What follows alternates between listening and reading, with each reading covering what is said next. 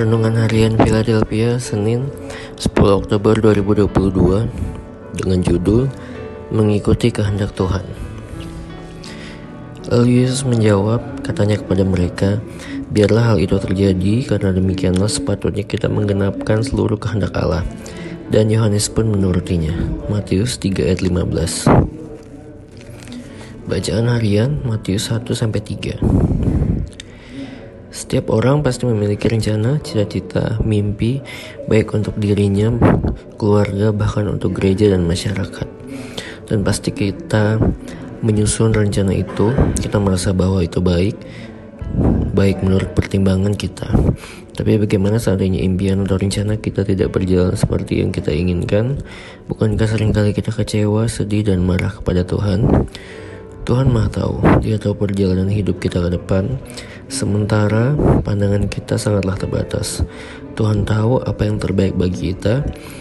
Tuhan akan membelokkan dan menggagalkan rencana kita jika rencana itu mendatangkan celaka bagi kita. Bahkan terkadang Tuhan mengizinkan masalah datang merintangi jalan kita demi kebaikan kita. Rencana Tuhan memang selalu rasional.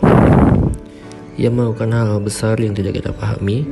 Ketika Tuhan menutup pintu yang satu, berarti ada pintu lain yang akan dibukakan yang lebih baik lagi bagi kita. Dia tidak akan mengizinkan hal-hal terjadi dalam hidup kita kecuali Dia punya tujuan. Oleh karena itu, untuk memahami rencana Tuhan diperlukan ketaatan dan kerendahan hati, sebab rencana Tuhan selalu mendatangkan damai sejahtera. Peristiwa Yohanes Pembaptis.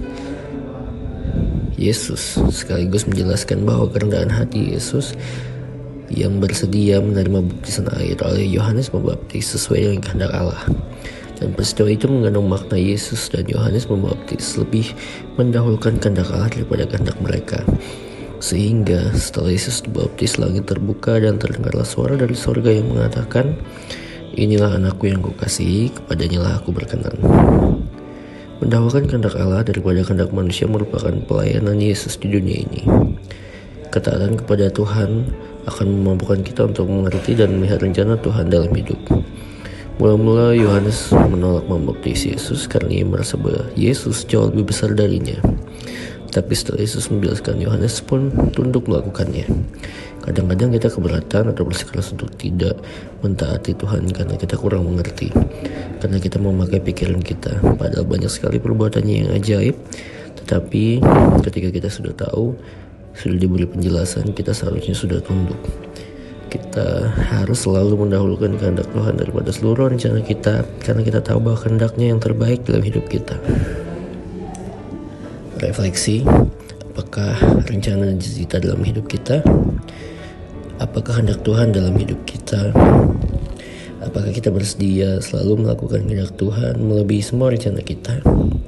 Power statement, diperlukan ketaatan untuk melakukan kehendak Tuhan dalam hidup kita. Mari kita berdoa. Tuhan Yesus, ajar kami untuk memberikan hati yang taat untuk melakukan kehendak-Mu dalam seluruh kehidupan kami. Amin.